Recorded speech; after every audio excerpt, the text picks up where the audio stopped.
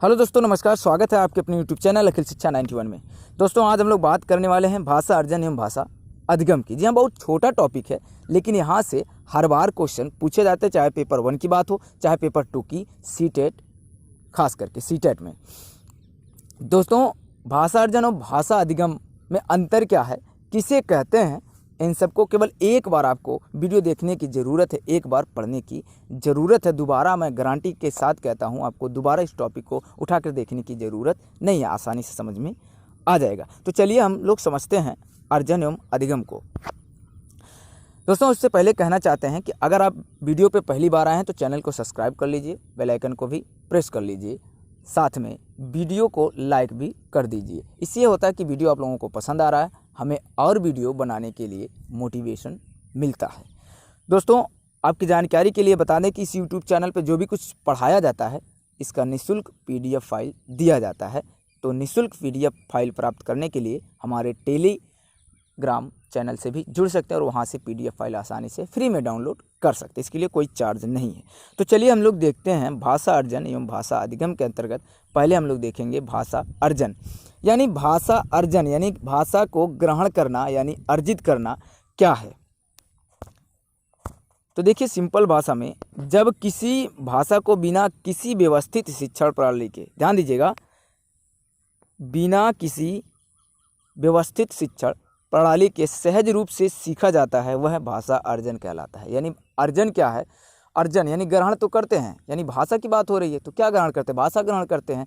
तो जो भाषा हम लोग ग्रहण करते हैं यानी अर्जन करते हैं, वो बिना किसी व्यवस्थित शिक्षण प्रणाली के होता है। ऐसे ही समझ ले सकते हैं आप लोग कि जो बच्चा पैदा होता है, पैदा होने के बाद अपने परिवार, आस पड़ोस में रहकर जो भाषा ग्रहण करता है वो अर्जन कहलाता है। जी हाँ, क्या कहलाता है, अर्जन।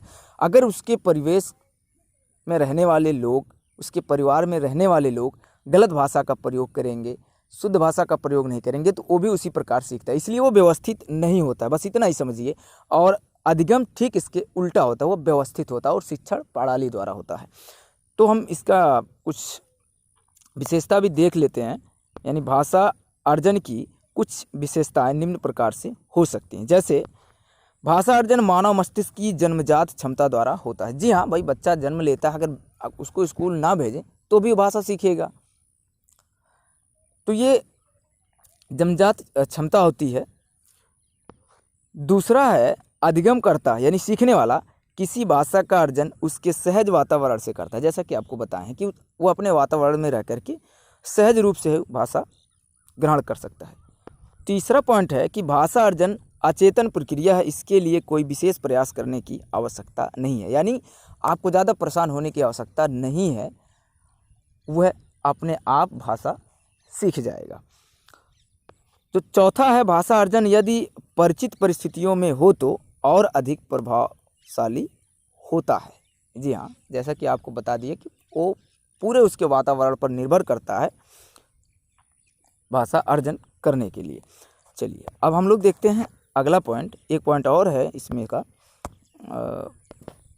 कि भाषा अर्जन मातृभाषा अथवा क्षेत्रीय भाषा से संबंध रखता है। यानी बच्चा जहाँ रहता है, जिस स्टेट में रहता है, तो वह स्टेट या जिस क्षेत्र में रहता है, तो उस स्टेट की अगर कोई बढ़िया लैंग्वेज है, हिंदी भाषा है या संस्कृत भाषा है, उर्दू भाषा है, जो भी भाषा है स्टेट का, उसके अलावा जो उसकी क्षेत्र का है, यानी उसके आसपास की जो भाषाएं हैं, क्षेत्र की भाषाएं हैं, वो सीखेगा। और उसकी जो मातृभाषा यानी जो घर पर बोली जाती भाषा है, वो आसानी से सीख जाता है, उससे संबंध वो रखता है।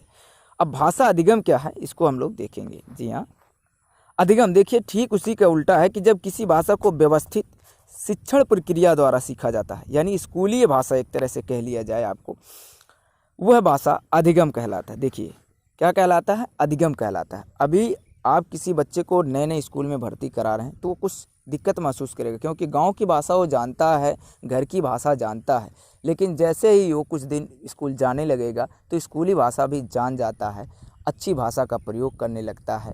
जैसे तुम और आप में अंतर वो समझ जाता है और बारीकी से वह अच्छाई और बुराई को भी समझ जाता है, अच्छे से ही भाषा का प्रयोग करने लगता है। तो व्यवस्थित तरीके से भाषा का प्रयोग करने लगता है। अगला है भाषा अधिगम के लिए कौशलों का प्रयोग एवं अभ्यास अनिवार्य है। यानी उसको बताया जाता है कि कैसे बोला जाता है, यानी उसके भाषा को और सुंदर और सहज तरीके से बोलने के लिए सिखाया जाता है।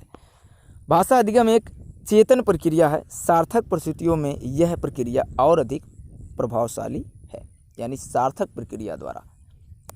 चलिए अब अगला हम लोग इसका और पॉइंट देखते हैं। जी हाँ, अगला कह रहा है भाषा अधिगम के लिए हमें विशेष परिस्थितियों का निर्माण करना पड़ता है। यानी स्कूल में एक ऐसी परिस्थिति होना चाहिए कि बोलचाल की भाषा, जैसे हिंदी को हम लोग अगर महत्व देते हैं अपने कॉलेजों में, तो हिंदी ज़्यादा बोली जाती है, शुद्ध बोली जाती है और एक भाषा होती है। तो इसके लिए हमने निर्माण पर, ऐसा नहीं कि बच्चे का एडमिशन करवाए, बच्चा आया तो स्कूल में भी कुछ भी बोलने लगता है, तो ऐसा नहीं, उस पर पाबंद लगाया जाता है और विशेष परिस्थितियों का निर्माण करना पड़ता है ताकि अधिगम करता है यानी सीखने वाला की रुचि भाषा को सीखने में बनी रहे। और जो अगला पॉइंट है, भाषा अधिगम द्वितीय और तृतीय भाषा के सीखने से संबंध रखता है। अब मातृभाषा को छोड़ करके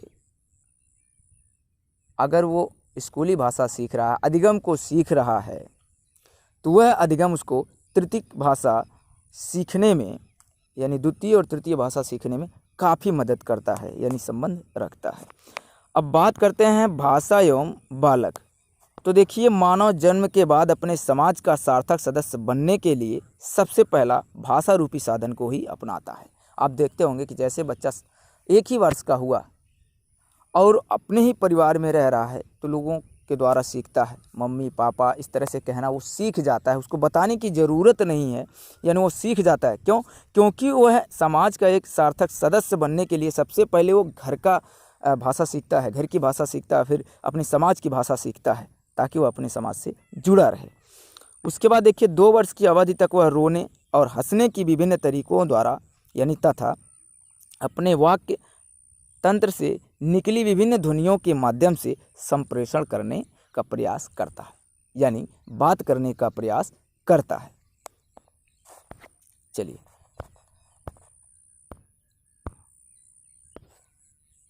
अगला पॉइंट है कि 3 वर्ष की आयु से पहले ही अपने भाषा के मूल तथा उपतंत्रों से भली भांति परिचित हो जाते हैं। यानी जो बालक होते हैं वह भली भांति परिचित हो जाते हैं अपनी भाषा के मूल उपतंत्रों से। अगला जो पॉइंट है, यह केवल भाषिक ही नहीं बल्कि संप्रेषण की दक्षता भी ग्रहण कर लेते हैं।